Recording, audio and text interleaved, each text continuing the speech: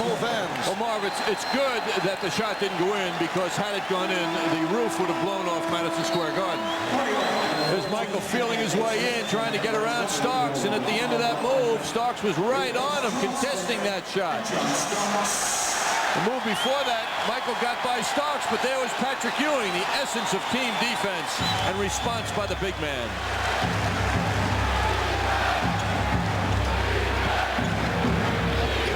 3:15 remaining first half. And a foul called on Blackman. Just came back in. The Knicks with their 4th team foul. So the Bulls get a new 24. It's been close throughout. A good shooting first quarter. The Knicks led 27-25. Not a good shooting second quarter. The game is tied at 39. Pippen is being guarded by Ewing. Well, he thought he had a teammate in the right-hand corner.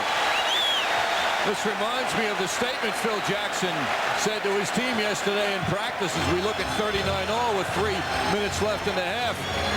Phil, trying to focus his team on offensive output, said, hey, fellas, first team to 100 tomorrow will win the game.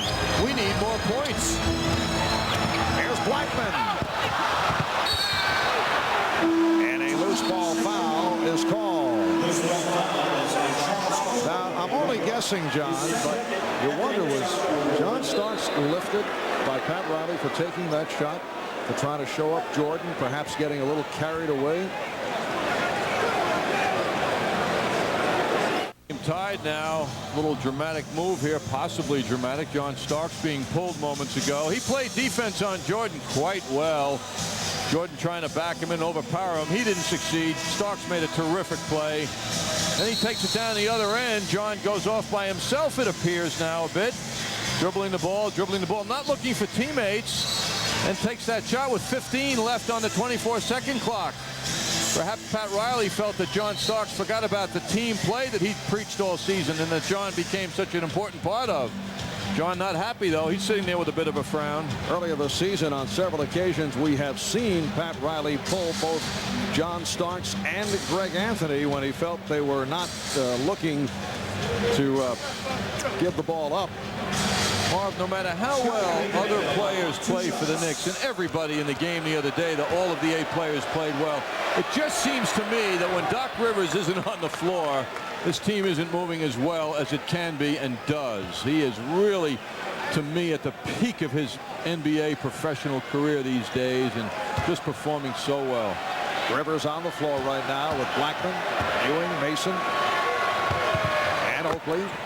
The Knicks have missed their last 4 shots. Chicago has missed on his last 5. Bulls go to the trap. They lead at 41-39. We're down to 2:45 remaining in the first half. You see the Knicks only 4 of 13 from the field. And Mason handling against the Chicago press. Oakley did a nice job relieving the pressure. And there's Doc Rivers. He just came in for Starks. Doc has 12 points. He's tied the game at 41.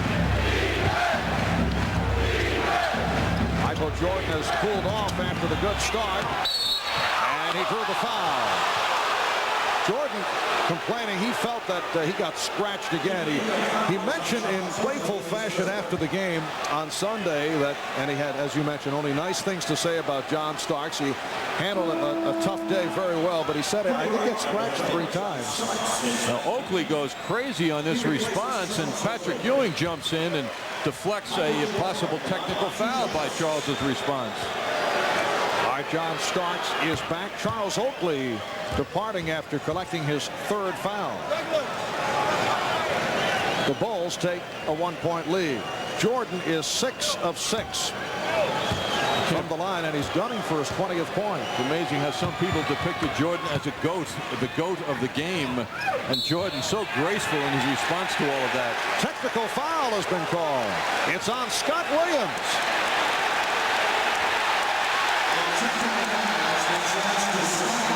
Well, apparently Scott, who has picked up more than his share of technicals throughout the season, had something to say and was hit with the tee. Boy, it seemed to be private because I don't think anybody noticed except official Bill Oakes. It was Oakes who laid the technical on Phil Jackson, and again the Knicks cannot take advantage. Blackman missed the technical earlier. Now Starks misses the tee. Apparently it's for the extracurricular action with Anthony Mason. Little shove.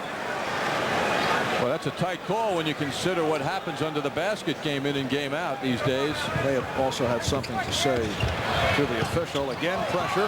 Rivers able to whip it by. Here's Starks putting the move on. The game is tied at 43.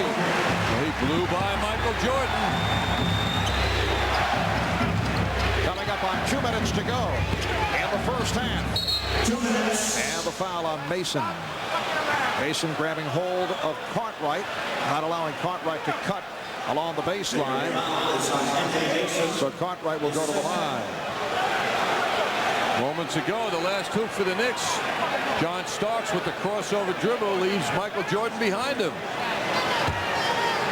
Bill Cartwright, the one-time New York Knick, a 74% free throw shooter. Back in February, he was placed on the injured list.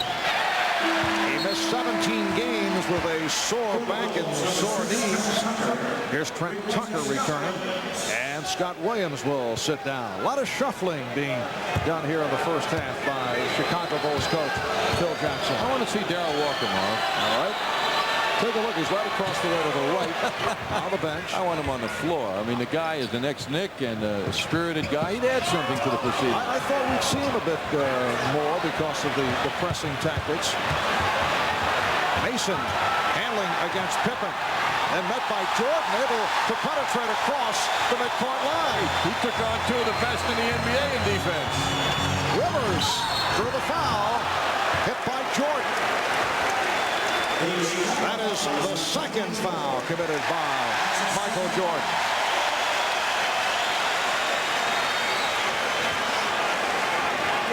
Did Anthony agree with the coach? From our upper deck trading card camera, here's a display by the man who thinks he can be a point guard in the NBA. And not too many people will argue with him. He took on Pippen, then Jordan, and succeeded. Rivers had missed his last two at the line. He's now 3 out of 5. Fast start offensively for Doc Rivers. 13 points in this first half.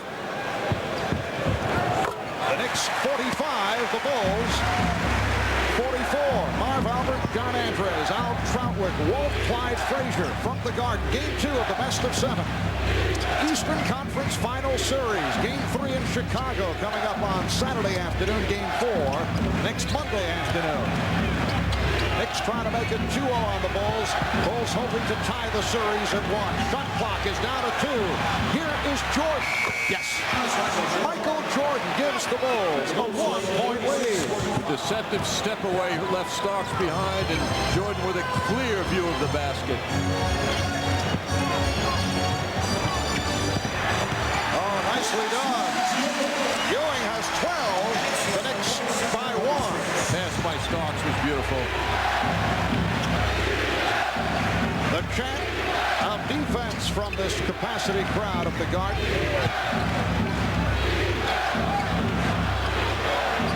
You notice no picks for Jordan. He chooses to go one-on-one and do his thing. Nothing special is set up to help this guy who's impossible to guard one-on-one.